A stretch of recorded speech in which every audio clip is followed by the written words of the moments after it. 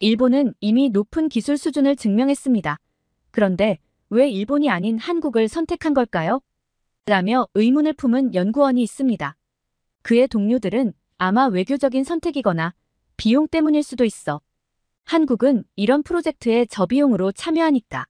라며 한국이 일본보다 뛰어나다는 것을 인정하지 않고 있습니다. 하지만 이 대답은 그에게 충분히 설득력 있게 다가오지 않았습니다. 무엇인가 더 깊은 이유가 있을 것만 같았죠. 결국 그는 직접 한국을 방문하기로 결심합니다. 그는 한국 방문 이후 이렇게 주장했습니다. 한국은 더 이상 경쟁자가 아니었습니다. 그들은 우리가 배워야 할 스승이었습니다. 대체 무슨 사연인지 오늘 사연 바로 시작하겠습니다. 안녕하세요. 저는 미즈시로 유키노조라고 합니다. 일본 도쿄대학에서 핵융합 에너지 연구를 전공하고 지금은 일본의 자랑스러운 프로젝트 중 하나인 JT60SA에서 연구원으로 일하고 있죠. 제 경력은 꽤 화려합니다. 아이터 프로젝트에도 참여한 바 있고 일본이 이 분야에서 아시아의 최강국이라고 자부하며 살아왔습니다. 핵융합 기술은 단순히 학문적 도전이 아니라 인류의 미래를 바꿀 꿈의 에너지를 현실로 만드는 일입니다. 저는 그 중심에 일본이 있다고 믿고 있었어요. 일본의 과학과 기술은 늘 앞서 있었고 이 분야에서도 예외가 아니라고 생각했으니까요. 사실 한국이나 중국 같은 다른 아시아 국가들의 참여를 볼 때마다 약간의 우월감을 느꼈던 것도 사실입니다. 저 나라들이 따라오려면 아직 멀었다는 생각이 제 머릿속을 지배했거든요. 그런데 영국에서 나온 발표는 저를 깜짝 놀라게 했습니다.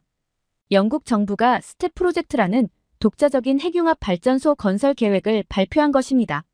기존의 아이터 프로젝트보다 10년 이상 빠르게 상용화를 이루겠다는 계획이었죠. 이 소식은 일본 과학계에 큰 충격을 주었습니다. 일본은 이미 아이터에서 선도적인 역할을 맡고 있었기 때문에 영국이 독자적으로 더 빠른 일정을 목표로 한다는 소식은 우리에게 약간의 긴장감을 불러일으켰습니다. 하지만 저를 더욱 당황스럽게 만든 것은 영국의 기술 협력 파트너로 한국이 선택되었다는 점이었어요. 서울대학교의 초전도 응용연구센터와 영국 원자력청이 스텝 프로젝트에 협력한다고 발표했을 때 저는 한동안 믿을 수 없었습니다. 한국이요? 한국이 일본을 제치고 영국과 협력한다고요? 그 순간 제 머릿속에 떠오른 것은 아이터에서 함께 일했던 한국 연구진들이었습니다. 솔직히 그들에 대해 좋은 기억이 많지 않았습니다. 그들이 잘못해서가 아니라 그저 우리 일본 연구진이 항상 그들보다 한 발 앞서 있었기 때문입니다. 스텝 프로젝트는 아이터와는 다르게 실제로 상업적 핵융합 발전을 목표로 하는 야심찬 계획입니다. 이 프로젝트에서 초전도 자석과 같은 핵심 기술은 필수적인 요소인데 한국이 그 기술을 제공한다고 했죠. 저는 이 점이 특히 이해되지 않았습니다. 일본은 이미 JT60SA를 통해 초전도 기술의 높은 수준을 증명했는데 왜 영국은 일본이 아닌 한국을 선택한 걸까요? 저는 동료들과 함께 이 문제를 논의했지만 돌아오는 대답은 대부분 제 불편한 마음을 달래주려는 말뿐이었습니다. 아마 외교적인 선택일 거야. 영국과 한국이 요즘 가깝잖아. 비용 때문일 수도 있어. 한국은 이런 프로젝트에 저비용으로 참여하니까. 하지만 저조차도 이런 이유가 충분히 설득력 있다고 느껴지지 않았습니다. 스텝은 단순한 시범 프로젝트가 아닙니다. 영국이 전 세계 에너지 패권을 장악하기 위해 야심차게 추진하는 핵융합 상용화 프로젝트죠. 성공하면 아이터보다 10년 이상 빠르게 상업 발전을 실현할 수 있어요. 그렇게 중요한 프로젝트에서 단순히 외교적 이유로 기술 파트너를 선택한다는 것은 현실적으로 말이 되지 않았습니다. 그때 한 동료가 말했습니다. 너 한국의 초전도 기술 논문들 봤어? 아이터에 제출했던 그 데이터 말이야. 저는 그 말을 듣고 순간 멈칫했습니다. 사실 저는 아이터 프로젝트 당시 한국의 기술 보고서를 꼼꼼히 살펴보지 않았습니다. 그때는 일본의 우월한 기술에 대한 확신이 너무 강했으니까요. 그러나 이번에는 달랐습니다. 저는 한국 연구진이 작성한 논문과 발표 자료를 꺼내 들었습니다. 특히 서울대학교 초전도 응용연구센터의 발표가 눈에 띄었죠. 무절연 초전도 케이블이라는 독특한 접근 방식은 아이터 당시에도 주목받았지만 저는 그때 그것이 별로 중요하지 않다고 생각했었습니다. 그러나 자세히 읽다 보니 이 기술은 단순한 이론이 아니라 실제로 초전도자석의 크기를 대폭 줄이고 비용을 절감할 수 있는 혁신적인 방법임을 알게 되었어요. 한국이 개발한 초전도 케이블 기술은 기존의 방식보다 훨씬 가볍고 효율적이었습니다. 특히 지구 자기장의 90만 배에 달하는 강력한 직류 자기장을 만들어낼 수 있는 가능성을 열었다는 점이 인상적이었죠. 논문에서 그들은 실험 데이터를 투명하게 공개하며 기술의 한계와 개선 가능성까지 솔직히 분석하고 있었습니다. 저는 연구 보고서의 정밀함과 실용적 접근 방식에 경악했어요. 그동안 제가 한국 기술을 단순히 일본의 하위 기술로 치부했던 것이 얼마나 어리석었는지 깨닫기 시작했습니다. 하지만 여전히 믿기 어려웠어요. 논문과 데이터만으로 모든 것을 판단할 수는 없다는 생각이 들었죠. 실험 데이터를 좀 더 분석해보면 뭔가 허점이 있을 거야. 저는 그렇게 스스로를 설득하며 아이터에서 한국이 제출했던 실험 결과들을 다시 검토하기 시작했습니다. 그러나 제가 찾은 것은 허점이 아니라 더 많은 설득력이었습니다. 아이터에서 한국이 제공한 초전도 케이블의 성능 데이터는 일본의 데이터와 비교해도 밀리지 않았습니다. 오히려 몇 가지 항목에서는 일본보다 앞서 있었죠. 특히 한국 연구진이 개발한 기술은 효율성과 실용성을 동시에 갖춘다는 점에서 영국 같은 실용주의적 국가에게 매력적으로 다가왔을 것입니다. 설마 저도 모르게 입 밖으로 중얼거렸습니다. 한국이 정말 우리보다 나을 수도 있나? 그날 밤 저는 침대에 누워 잠을 이루지 못했습니다. 일본 과학계의 자존심을 대표한다고 믿었던 제가 이렇게 한국 기술에 대해 고민하게 될 줄은 상상도 못했거든요. 처음에는 단순히 정치적 이유로 선택된 것이라며 대수롭지 않게 여겼지만 이제는 그들의 기술적 우위가 저를 괴롭히고 있었어요. 혼란과 불안, 그리고 이해하고 싶은 욕구가 한꺼번에 몰려왔습니다. 한국은 어떻게 이 지점까지 왔을까? 이 질문이 제 머릿속을 떠나지 않았습니다. 그리고 저는 그 답을 직접 확인해야겠다고 결심했어요. 그날 이후 저는 한국 기술에 대해 본격적으로 파헤치기 시작했습니다. 마음 한구석에서는 아직도 일본이 더 우수할 거야라는 자존심이 고개를 들고 있었지만 머리는 점점 그들의 기술을 제대로 이해해봐야 한다는 쪽으로 기울어지고 있었죠. 우선 저는 한국 연구진이 작성한 과거 논문과 발표 자료들을 정리했습니다. 서울대학교 초전도 응용연구센터와 한승용 교수팀의 연구 성과를 중심으로 그들의 기술적 접근 방식을 세세히 들여다보기로 했어요. 아이터 당시 한국이 개발한 초전도 케이블 데이터와 그들이 사용한 무절연 초전도 방식은 기존의 관념을 깨는 아이디어였습니다. 저는 그 방식을 처음 접했을 때 이건 비효율적일 거야라며 크게 주목하지 않았던 기억이 떠올랐죠. 하지만 지금 다시 보니 그 기술은 단순히 혁신적이라는 단어만으로는 설명할 수 없는 깊이를 가지고 있었습니다. 한국은 초전도 케이블을 설계할 때 기존 방식보다 더 강력한 직류 자기장을 생성하면서도 자석의 크기를 줄이는 데 성공했어요. 특히 그들은 자석 내부에서 발생하는 전자기적 불안정을 무절연 설계로 해결했고 이는 생산비 절감과 기술적 안정성을 동시에 달성하는 결과를 가져왔습니다. 실험 데이터는 그 신뢰성을 뒷받침하고 있었어요. 한국 연구진이 발표한 자료는 저 같은 과학자가 아무리 깐깐하게 분석해도 쉽게 흠을 잡을 수 없을 정도로 정밀했습니다.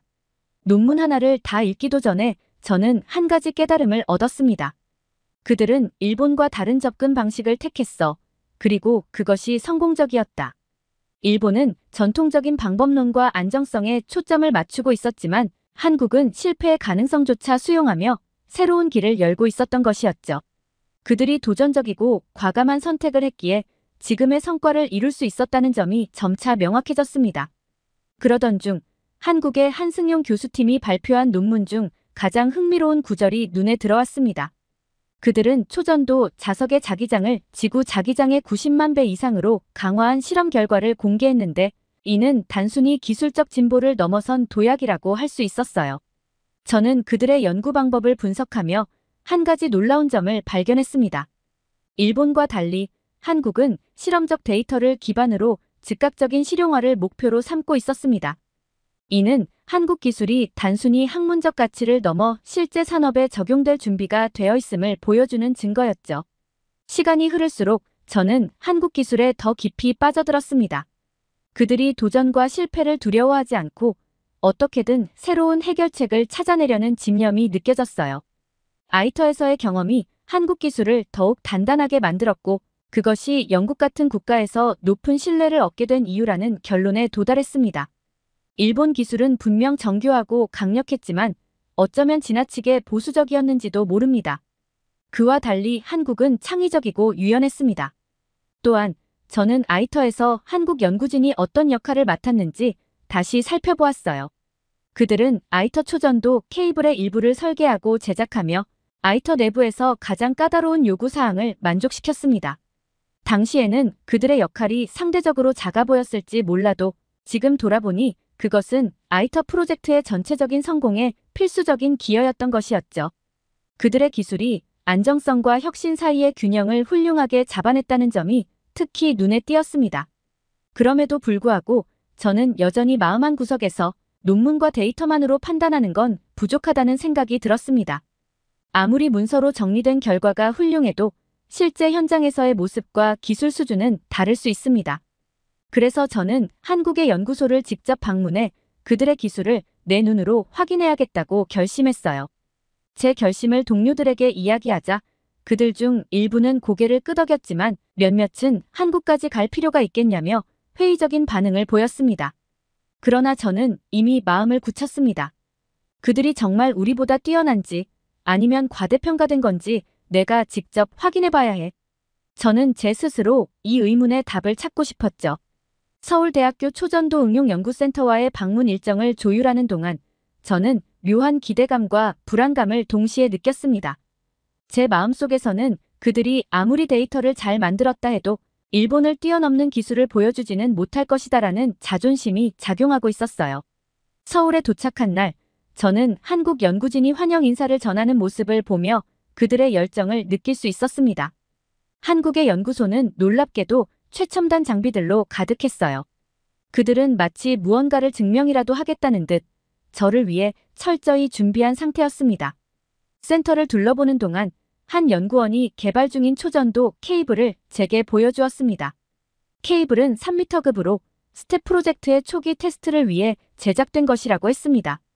이 케이블은 기존의 설계 방식을 버리고 무저령 구조로 설계되었습니다. 직류 자기장의 강도를 극대화하면서 동시에 생산 비용을 줄이는데 성공했죠. 그의 말은 간결했지만 기술적 자신감이 느껴졌습니다. 저는 케이블을 만지며 데이터로만 접했던 그 기술의 실체를 눈앞에서 확인하고 있다는 사실에 묘한 전율을 느꼈습니다. 연구진은 실제로 테스트 중인 초전도 자석 실험실로 저를 안내했습니다. 이곳에서는 지구 자기장의 수십만 배에 달하는 강도를 가진 자기장을 생성하는 실험이 한창 진행 중이었죠. 제가 가장 놀란 것은 그들이 이 모든 것을 독창적인 방식으로 설계하고 실행하고 있다는 점이었습니다. 특히 일본이 중요하게 여겼던 안정성을 유지하면서도 훨씬 더 높은 효율성을 구현한 방식이 매우 인상적이었어요.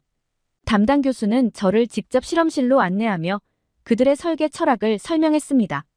우리는 기존의 초전도 기술을 완전히 다른 시각에서 바라보려 했습니다. 위험이 클 수도 있지만 새로운 가능성을 찾기 위해 도전을 멈추지 않았습니다. 저는 그의 설명을 들으며 그들이 단순히 안전한 선택을 추구하지 않고 기술적 한계를 뛰어넘기 위해 얼마나 많은 노력을 기울였는지 느낄 수 있었습니다. 그들의 실험은 단순히 이론에 머물지 않았습니다. 테스트 과정에서 발생한 문제들을 실시간으로 분석하고 개선점을 찾아가는 모습은 매우 체계적이었죠. 연구진의 열정은 물론이고 협업의 분위기가 강하게 느껴졌어요. 모든 연구원들이 각자의 역할에 몰두하며 기술 개발을 위해 최선을 다하고 있었습니다. 저는 연구소 투어를 마치며 한국 연구진과 점심을 함께 하게 되었어요. 식사 자리에서 그들은 아이터 프로젝트에 참여하며 겪었던 도전과 시행착오에 대해 솔직히 털어놓았습니다. 아이터에서의 경험이 없었다면 지금의 기술은 불가능했을 겁니다. 그곳에서 우리는 일본, 미국, 프랑스 등 여러 나라들과 협력하며 많은 것을 배웠습니다. 한 연구원이 그렇게 말했을 때 저는 이들이 단순히 기술적으로 뛰어난 것뿐만 아니라 협력을 통해 성장하는 능력까지 갖추고 있다는 점에 깊은 인상을 받았습니다. 한국에서의 경험은 제가 가지고 있던 고정관념을 크게 흔들었어요. 한국은 일본보다 뒤처진다는 제 생각은 이미 점점 설 자리를 잃어가고 있었습니다. 한국연구소는 단순히 앞선 기술을 자랑하는 곳이 아니라 진정으로 과학적 혁신을 위해 헌신하고 있는 공간이었습니다. 그날 밤 숙소로 돌아오며 저는 스스로에게 묻지 않을 수 없었습니다. 우리는 무엇을 놓쳤던 걸까? 일본은 왜 이 길을 택하지 못했을까? 한국 연구진과의 만남은 단순히 기술적 충격을 넘어 제 연구 철학 자체를 다시 돌아보게 만들었습니다. 서울에서의 방문 이후 저는 한국의 초전도 기술이 단순히 우수하다는 수준을 넘어 글로벌 핵융합 발전 기술의 미래를 실질적으로 주도하고 있다는 확신을 갖게 되었습니다. 하지만 제 안의 자존심은 여전히 남아 있었어요.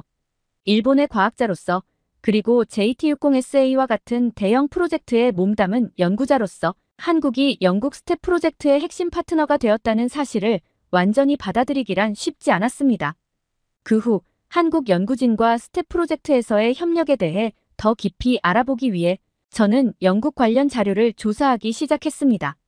영국 원자력청에서 공개한 기술 브리핑 자료와 관련 뉴스를 통해 한국 연구진이 개발 중인 3m급 초전도 케이블이 스텝 프로젝트의 초기 테스트 단계에서 중요한 역할을 하고 있다는 사실을 알게 되었죠. 한국은 아이터에서 쌓은 경험을 기반으로 영국이 원하는 상용화 목표에 맞춰 새로운 기술적 도약을 이루고 있었습니다. 더욱 흥미로웠던 것은 영국이 한국의 초전도 케이블을 단순히 구매하거나 기술을 도입하는 데 그치지 않았다는 점입니다. 그들은 한국 연구진과 공동으로 설계와 테스트를 진행하며 스텝 프로젝트의 초기 단계부터 긴밀히 협력하고 있었습니다. 이는 단순히 기술력의 문제를 넘어 한국이 국제적 연구 협력에서 신뢰받는 파트너임을 보여주는 사례였습니다. 특히 3m급 초전도 케이블 테스트 결과가 성공적이었다는 소식은 저를 더욱 놀라게 했습니다. 이 케이블은 기존 기술에 비해 자기장 생성 효율이 뛰어나면서도 무절연 설계로 안정성과 생산, 비용을 모두 잡는 데 성공한 기술적 진보를 보여주고 있었습니다. 영국은 이를 통해 스텝 프로젝트의 다음 단계인 20m급 케이블 개발에 대한 가능성을 높게 평가하고 있었어요. 한국과의 협력을 통해 그들의 목표인 상용화 시점을 한층 앞당길 수 있다는 점이 명확해졌습니다. 저는 이 모든 사실을 분석하며 점차 깨닫게 되었습니다. 한국이 가진 기술적 강점은 단순히 뛰어난 실험 결과나 혁신적인 아이디어에 그치지 않았다는 것을요. 그들은 데이터를 기반으로 한 실용적 접근과 국제적 요구에 맞춘 유연한 대응 능력을 동시에 갖추고 있었습니다. 아이터 프로젝트 당시 일본은 초전도 기술 분야에서 가장 강력한 기술력을 자랑했습니다. 하지만 우리는 지나치게 이론적 완성도에 집착했고 실용화 가능성을 고민하는데 상대적으로 소홀했습니다. 그와 달리 한국은 아이터에서의 경험을 발판 삼아 실제 상업적 요구에 맞춘 기술 개발에 몰두했고 그 결과가 바로 지금 영국 스텝 프로젝트에서 빛을 발하고 있었습니다. 이 모든 것을 정리하며 저는 한 가지 중요한 질문을 스스로에게 던졌습니다. 왜 일본은 이 기회를 놓쳤을까? 우리는 기술력에서 앞서 있었지만 변화하는 글로벌 요구에 충분히 민첩하게 대응하지 못했습니다. 우리 스스로를 세계 최고의 자리에 있다고 믿으며 안주했을 뿐 새로운 접근 방식을 탐구하거나 리스크를 감수하는 도전은 멈추고 있었습니다. 영국이 한국을 선택한 이유는 이제 명확해졌습니다. 그들은 단순히 기술적 데이터를 넘어 실용적이고 미래 지향적인 결과를 가져올 파트너를 찾고 있었던 것이었죠. 한국은 바로 그 요구를 완벽히 충족시킨 국가였습니다. 한국의 스텝 프로젝트 참여와 기술적 강점에 대한 정보를 정리해 일본 연구소에 보고한 후 내부 분위기는 미묘하게 달라지기 시작했습니다. 제 보고서를 읽은 연구소 리더는 직접적인 평가를 내리지 않았지만 자료를 동료들에게 공유하며 이 데이터를 기반으로 논의해보자는 지침을 내렸습니다. 한국의 기술을 논의한다고 우리보다 뛰어나다는 걸 인정하려는 거야? 한 연구원이 회의 도중 불쾌하다는 듯 물었습니다. 저는 그 질문에 차분히 대답했습니다. 이건 단순히 경쟁의 문제가 아니야. 그들이 성공적으로 구현한 무절연 설계와 비용 절감 방법은 우리가 주목해야 할 부분이야. 하지만 이런 논리적인 설명도 모든 동료들에게 받아들여지지는 않았습니다. 몇몇은 여전히 그들의 방식은 안정성보다 효율성에 치우친 위험한 접근일 뿐이다라며 반박했습니다. 이는 한국 기술에 대한 인정보다 일본의 기존 방식을 옹호하려는 심리가 강하게 작용한 결과였습니다. 이 과정에서 제가 가장 큰 변화를 느낀 것은 젊은 연구원들 사이에서 한국 기술에 대한 관심이 점차 높아지고 있다는 점이었어요. 한 신입 연구원이 이렇게 말했습니다. 저는 한국 연구진의 논문들을 읽어봤어요. 특히 초전도 케이블 설계에서 기존의 한계를 넘은 점이 정말 놀랍더라고요. 우리가 그 데이터를 좀 더 깊이 분석해보면 좋겠어요. 이런 의견은 연구소 내부의 태도를 조금씩 변화시키기 시작했습니다. 리더는 내부적으로 데이터 분석팀을 구성하자는 제안을 승인했습니다. 이 팀은 한국의 논문과 프로젝트 데이터를 면밀히 검토하고 일본 기술과의 차이를 분석하는 작업을 맡았습니다. 이는 보수적인 연구원들조차 반대할 명분이 없는 제안이었기 때문에 비교적 원활하게 진행될 수 있었습니다. 데이터 분석이 진행되면서 연구소 내부에서도 흥미로운 반응이 나타나기 시작했습니다. 특히 스텝 프로젝트에서 한국의 무절연 설계가 기존 방식과 비교해 얼마나 혁신적이었는지가 점점 명확해졌습니다. 초전도 케이블의 자기장 효율과 생산 비용에서 한국의 데이터는 일본의 기존 설계를 능가하고 있었습니다. 이 방식은 단순히 새로운 시도가 아니라 실질적인 상용화를 목표로 한 접근이야. 데이터 분석팀의 결과를 발표하는 자리에서 한 연구원이 그렇게 말했습니다.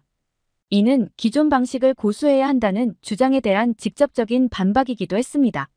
하지만 여전히 일부 연구원들은 그들의 방식이 장기적인 안정성을 보장할 수 있는지는 의문이라며 의구심을 드러내고 있었죠.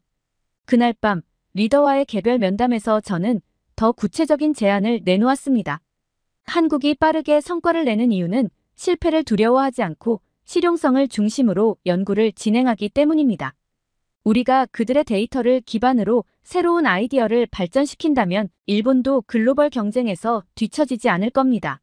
리더는 잠시 침묵한 후 이렇게 말했습니다. 한국이 성공했다고 해서 우리가 곧바로 그들을 따라가는 게 정답은 아닐 수도 있어. 그의 말은 일본 과학계가 가진 보수성과 자존심을 그대로 드러내고 있었습니다.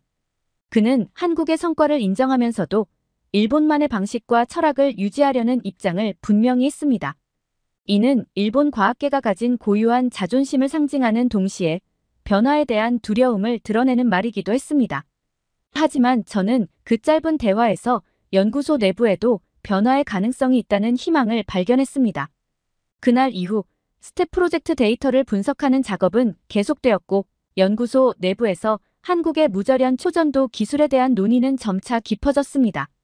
데이터 분석팀은 한국의 기술 강점뿐 아니라 그들의 접근 방식을 일본 기술과 비교하는 작업도 병행했습니다. 분석 결과는 점점 더 분명해졌습니다.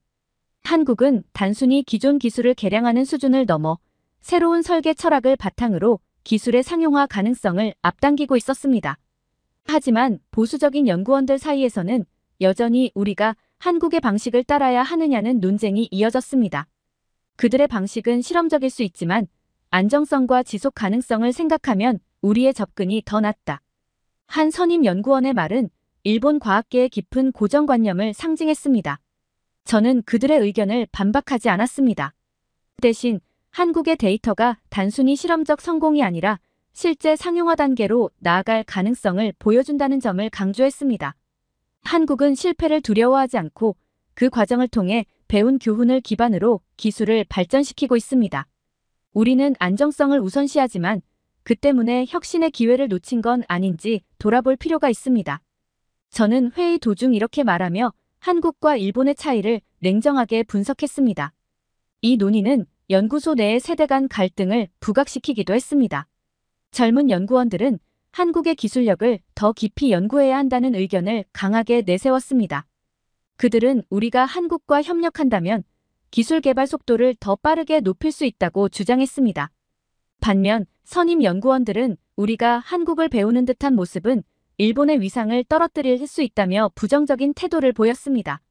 리더는 이 상황을 조율하기 위해 한 가지 제안을 내놓았습니다. 일단 한국과의 직접적인 협력을 논하기 전에 스텝 데이터를 기반으로 우리의 기술을 발전시킬 방법을 모색해보자. 동시에 한국이 어떻게 실패를 극복하며 성장했는지 사례를 분석해 우리의 연구 철학에 적용할 수 있을지 고민하자. 그의 제안은 일본 과학계가 가진 현실적인 접근 방식과 변화의 필요성 사이에서의 균형을 상징했습니다. 연구소는 이에 따라 스텝 데이터를 심화 분석하고 이를 기반으로 일본 고유의 방식으로 초전도 기술을 개선할 방안을 찾기 시작했습니다. 하지만 저는 이것만으로는 충분하지 않다고 느꼈습니다. 우리는 한국과의 협력을 진지하게 고려해야만 했습니다. 스텝 프로젝트에서 한국이 만들어낸 성과는 단순히 기술적 우위가 아니라 글로벌 협력과 상업적 요구를 완벽히 이해한 결과물이었기 때문입니다. 우리는 그들과 협력하지 않고는 이 흐름에 뒤처질 수밖에 없었습니다. 얼마 지나지 않아 연구소 내에서 한국 연구진과의 비공식적인 교류를 시도하자는 제안이 나왔습니다.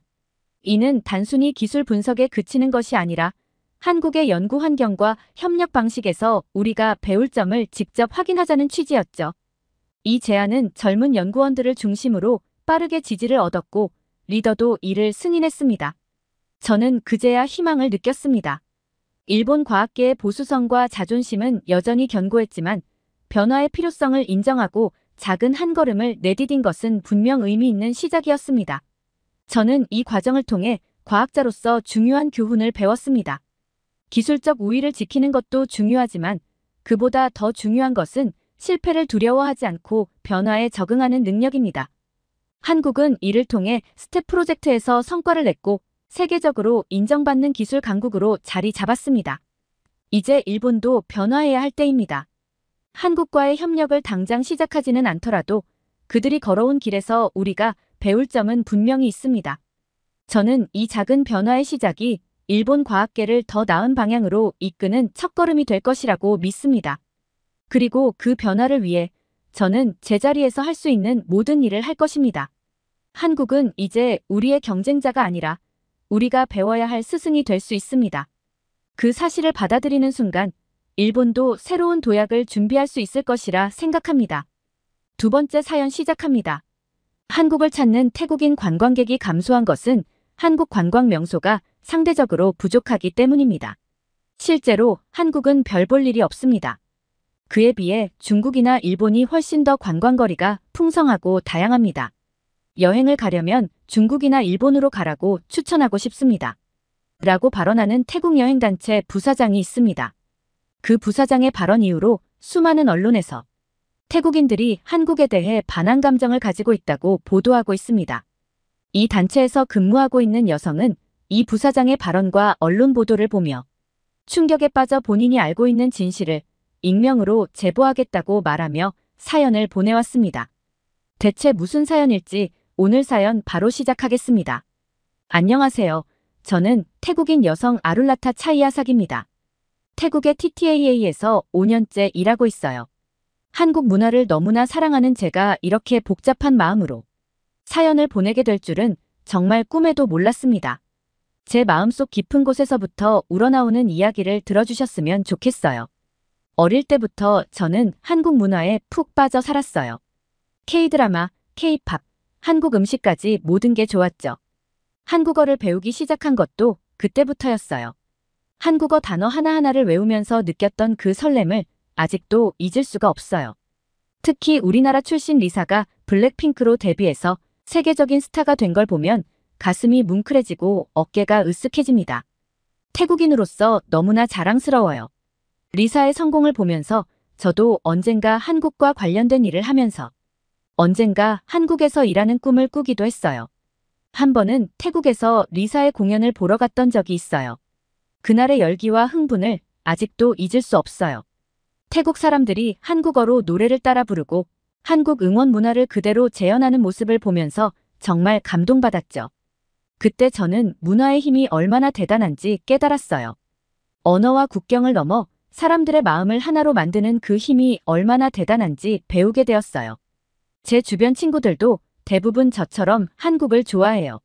한국어를 배우고 언젠가는 한국에 가서 살고 싶다고 말하는 친구들도 많아요.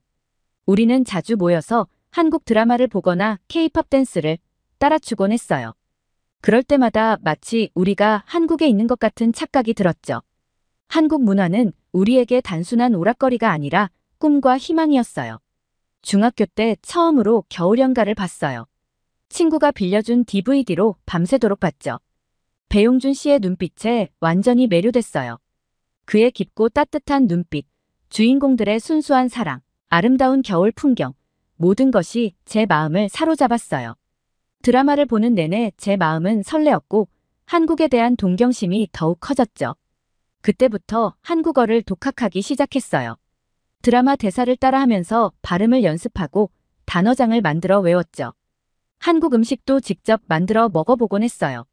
김치를 처음 만들었을 때는 너무 맵고 짜서 실패했지만 포기하지 않고 계속 도전했어요. 지금은 꽤 맛있게 만든답니다. 가족들도 제가 만든 김치를 좋아해요. 그때의 열정이 지금의 저를 만들었다고 해도 과언이 아니에요. 한국 문화는 제 삶의 큰 부분이 되었고 제 정체성을 형성하는 데 중요한 역할을 했어요. 제가 태국에서 만난 한국 사람들은 모두 친절하고 매너 있었어요. 우리나라 문화를 존중해 주시는 모습에 더욱 감동받았죠. 그들의 태도는 제가 한국에 대해 가지고 있던 좋은 이미지를 더욱 강화시켰어요. 그래서 더욱 한국에 대해 긍정적으로 생각하게 됐어요. 제가 고등학생 때 방콕의 왓 아룬 사원에서 우연히 한국인 부부를 만났어요. 그분들이 사원 구조에 대해 궁금해하시는 걸 보고 제가 서툰 한국어로 설명해드렸죠.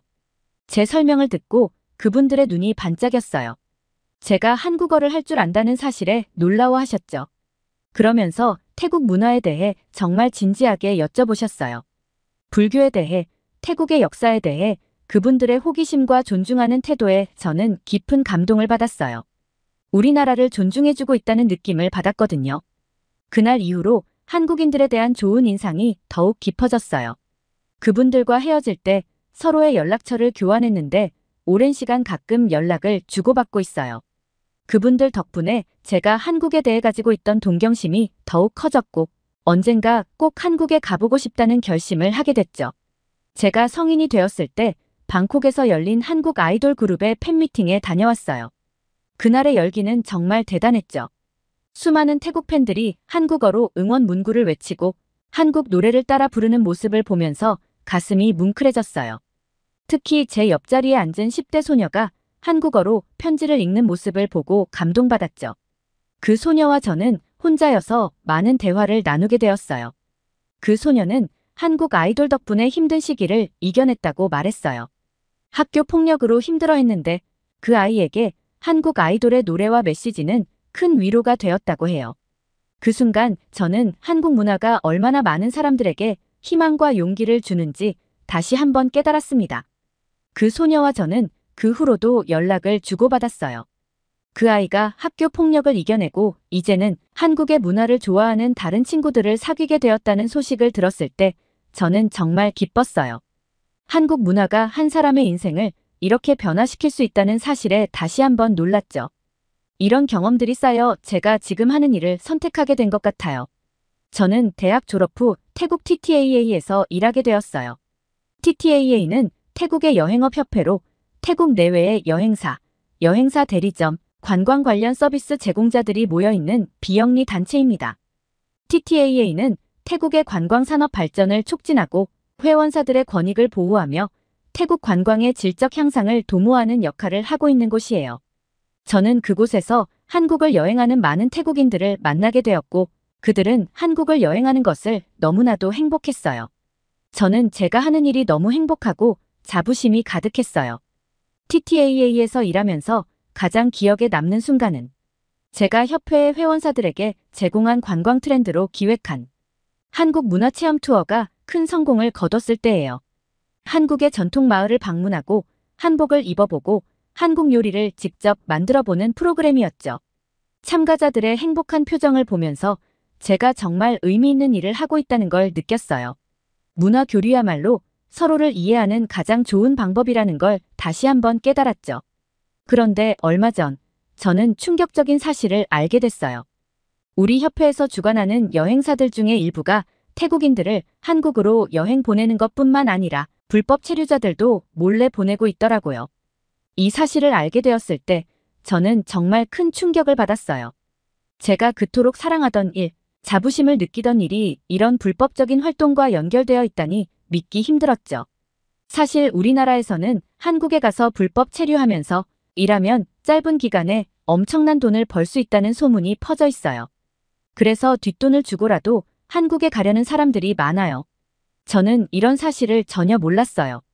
TTAA와 관련 있는 여행사의 일부가 불법으로 태국인들을 한국으로 보내는 걸 전혀 모르고 있었죠. 제가 태국인들이 불법으로 한국을 간다는 것을 최초로 알게 된 건 1년 정도 전이에요. 처음에는 회사에서 알게 된 사실이 아니에요. 어느 날 친하게 지내던 친구 수파가 저에게 속삭이듯 말했어요. 그녀의 사촌이 한국에 불법 체류 중이라고요. 처음에는 그저 농담인 줄 알았어요. 하지만 수파의 표정이 심각해지는 걸 보고 사실임을 깨달았죠. 그녀의 사촌은 한국의 마사지샵에서 일하면서 태국에서보다 10배는 더 많은 돈을 번다고 해요. 게다가 생활하는 공간도 태국보다 훨씬 좋고 잠자리뿐 아니라 식사도 전부 제공해줘서 버는 돈을 온전히 모을 수 있다고 했어요. 사촌 동생은 한국에서 5년 정도 일하고 돈을 모아 태국에서 마사지샵을 차리는 걸 꿈꾸고 있다고 했죠. 그 말을 들으면서 저는 복잡한 감정에 휩싸였어요. 한편으로는 그들의 처지가 이해되면서도 다른 한편으로는 이게 과연 옳은 일인가 하는 의문이 들었죠. 수파의 이야기를 들은 후 저는 며칠 동안 잠을 이루지 못했어요. 제가 알고 있던 세상과 현실 사이의 간극이 너무나 컸거든요. 그러던 중 한국 정부가 입국 심사 절차를 강화하면서 태국에서 한국으로 가려는 사람들이 입국하지 못하는 경우가 늘어났어요. 처음에는 저도 수파 말고는 불법 체류자 문제를 몰랐기에 굉장히 화가 났어요. 한국이 태국을 차별한다고 생각했고 저까지도 반한 감정을 갖게 됐죠. 주변 사람들도 한국 대신 중국으로 가겠다는 말을 하기 시작했어요. 그 당시만 해도 솔직히 별거 아니라고 생각했고 얼마 지나지 않아 예전처럼 돌아올 것이라고 생각했어요. 하지만 그것은 제 착각이었죠. 어느 날 제 고등학교 친구 나타샤가 울면서 저에게 전화를 걸어왔어요. 그녀는 한국 여행을 위해 오랫동안 준비했지만 입국 심사에서 거절당했대요. 이유도 제대로 설명해주지 않았다고 합니다. 그 말을 들으면서 저는 처음으로 한국에 대해 실망감을 느꼈어요. 나타샤는 한국 여행을 위해 1년 동안 열심히 돈을 모았대요. 한국어도 배우고 한국 문화에 대해서도 공부했죠. 그런데 그 모든 노력이 물거품이 되어버린 거예요. 왜 우리 태국인들을 이렇게 대하는 걸까요? 그때부터 저도 모르게 한국에 대한 부정적인 감정이 쌓이기 시작했습니다. 나타샤의 이야기를 들은 후 저는 TTAA 내에서 이 문제에 대해 논의를 시작했어요. 하지만 대부분의 사람들은 이를 개인의 문제로 치부하거나 한국 정부의 정책을 비난하는 데 그쳤죠. 저는 이 문제의 근본적인 원인을 찾고 싶었지만 주변에서는 그다지 관심을 보이지 않았어요. TTAA 원래 회의 중 일이었어요. 상사 중 한 분이 갑자기 한국에 대해 강하게 비난하기 시작했죠. 한국의 관광지가 식상하다느니 중국이나 일본이 훨씬 낫다느니 하는 말씀을 하셨어요. 처음에는 그저 개인적인 의견이라고 생각했는데 점점 더 감정적으로 말씀하시는 걸 보고 놀랐어요. 회의실 분위기가 싸늘해졌고 저는 그 자리에 앉아 있는 게 너무 불편했어요. 하지만 그때는 제가 알고 있는 게 너무 없어서 반박할 수도 없었죠. 그 회의가 끝난 후 저는 혼자 사무실에 남아 깊은 고민에 빠졌어요. 한국에 대해 이렇게 부정적인 의견이 나오는 걸 듣는 것이 이해가 되지 않았거든요. 하지만 동시에 이런 의견이 나오게 된 배경에 대해서도 생각해보지 않을 수 없었어요. 그런데 얼마 전 저는 충격적인 일을 겪게 됐어요. 여러 명의 태국 여성들이 제가 근무하고 있는 사무실을 찾아와 우리와 관련된 여행사를 통해 돈을 주고 한국에 취업시켜 주기로 했는데 대체 언제 한국을 갈 수 있느냐는 항의를 하기 시작했어요. 여행사는 돈을 받고 잠적을 했고 어디를 찾아가야 할지 몰라서 우리 사무실로 찾아온 것이었죠. 찾아온 여성들은 본인들 말고도 피해자가 훨씬 많다고 이야기를 했어요. 처음에는 무슨 말인지 이해하지 못했지만 나중에 알고 보니 협회와 관련된 많은 여행사에서 관광으로 한국을 보낸 후 불법 취업 연결까지 하고 있다는 것을 알게 되었죠. 심지어 제 주변 지인들 중 몇 명도 불법 체류자 신분으로 태국인 여성들을 한국에 보내고 있다는 사실을 알게 됐어요. 그 사실을 알게 되고 저는 잠을 이루지 못했어요. 제가 일하는 곳에서 이런 일이 벌어지고 있다니 너무나 충격적이었죠. 한편으로는 이 사실을 알리고 싶었지만 다른 한편으로는 두려움도 컸어요. 이 일로 인해 제 주변 사람들이 어떤 영향을 받게 될지, 그리고 제 직장 생활에는 어떤 변화가 올지 걱정됐거든요. 그뿐 아니라 제 절친한 친구 라차다가 어느 날 저를 찾아왔어요. 평소와 달리 굉장히 긴장한 모습이었죠. 그녀는 떨리는 목소리로 자신이 불법으로 한국에 사람들을 보내고 있었는데 한국의 태국인들 입국 절차가 강화가 돼서 힘들다고 고백했어요. 처음에는 농담인 줄 알았는데 그녀의 눈에 눈물이 고이는 걸 보고 사실임을 깨달았죠. 라차다는 처음에는 그저 친구를 도와주는 것이라고 생각했대요.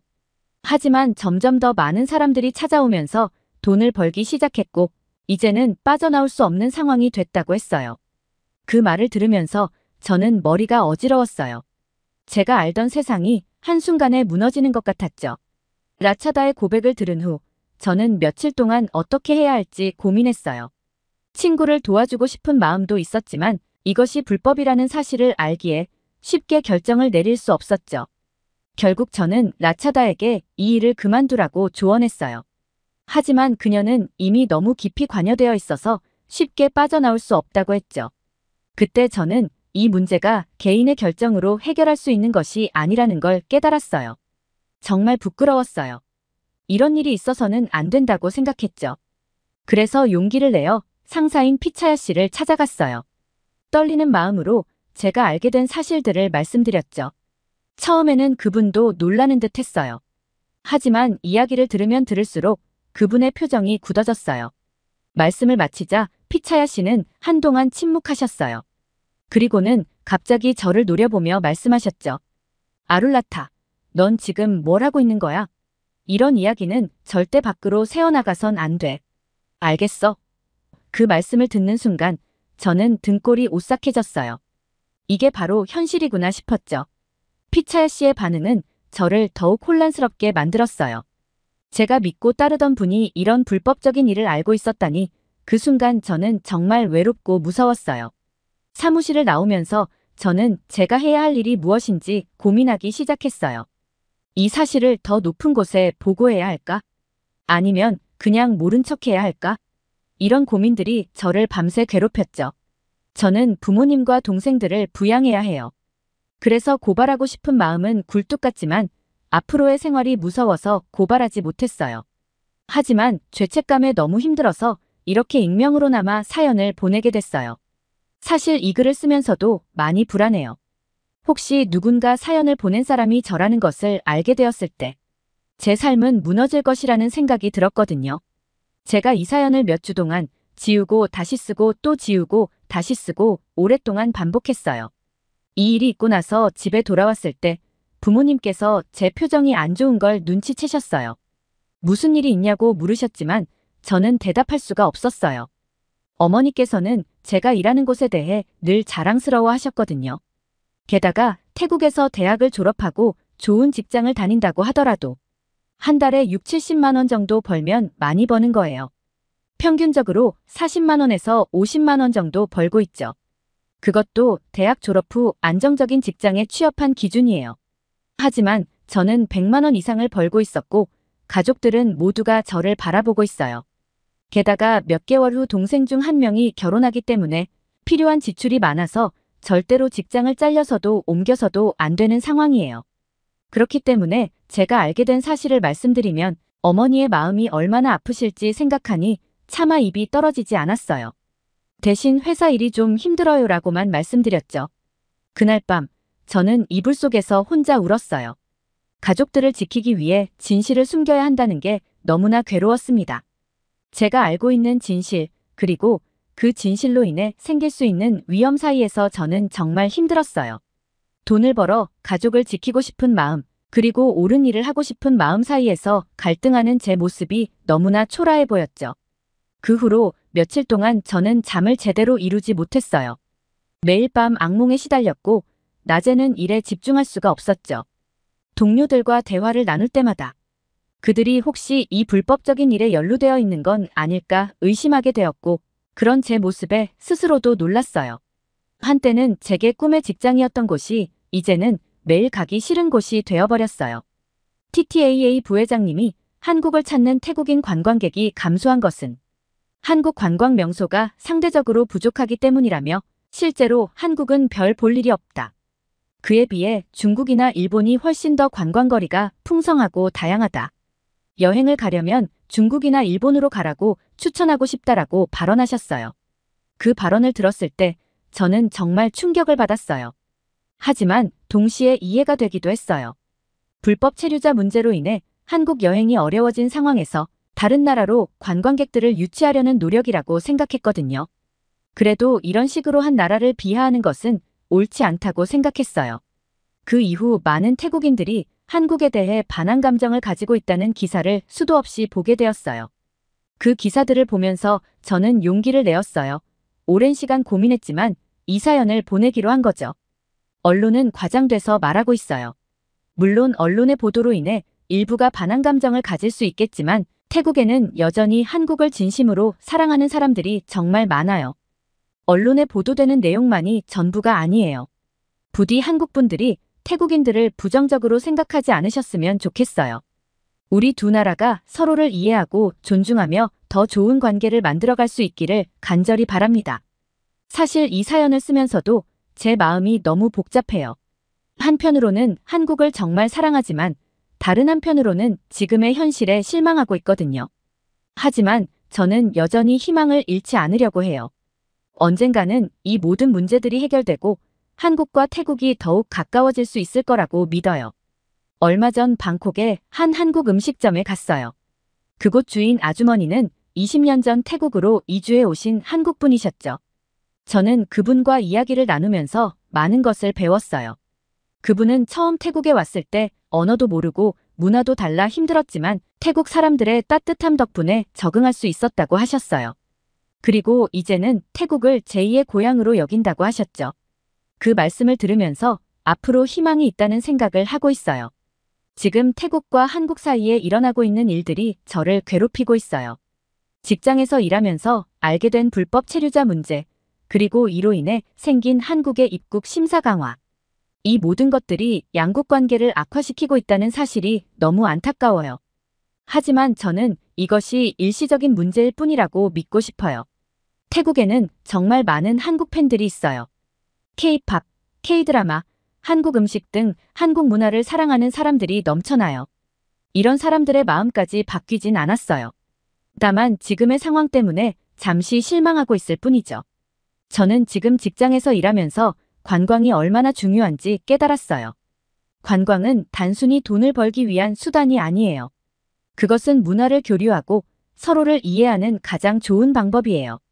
한국과 태국 사이에 지금 이런 문제가 있다는 건 정말 안타까운 일이에요. 하지만 우리는 이 상황을 극복할 수 있을 거예요. 양국 정부가 협력하여 불법 체류 문제를 해결하고 동시에 정직하고 성실한 여행객들이 불편 없이 왕래할 수 있도록 노력한다면 분명 좋은 결과가 있을 거예요. 제가 이 사연을 보내는 이유는 한국 사람들에게 태국 사람들의 진심을 전하고 싶어서예요. 지금 언론에서 보도되는 내용들이 우리의 전부가 아니에요. 여전히 많은 태국 사람들이 한국을 사랑하고 한국 문화를 동경하고 있어요. 부디 이 사실을 기억해 주셨으면 좋겠어요. 그리고 태국 사람들에게도 말하고 싶어요. 한국의 입국 심사 강화는 우리를 차별하기 위한 것이 아니에요. 그들도 자국의 안전과 질서를 지키기 위해 어쩔 수 없이 내린 결정일 뿐이에요. 우리가 조금만 더 이해하고 기다린다면 반드시 더 좋은 관계를 만들어갈 수 있을 거예요. 마지막으로 제 사연을 들으시는 모든 분들께 부탁드리고 싶어요. 우리 모두가 조금 더 열린 마음으로 서로를 바라봐 주세요. 한 국가의 일부 사람들의 잘못된 행동 때문에 그 나라 전체를 판단하지 말아주세요. 태국에도 한국에도 정직하고 성실한 사람들이 훨씬 더 많다는 걸 기억해 주세요. 오늘 사연이 재미있으셨다면 구독과 좋아요, 알림 설정까지 부탁드립니다. 더 재미있는 사연으로 돌아오겠습니다. 이상 감동탐험이었습니다.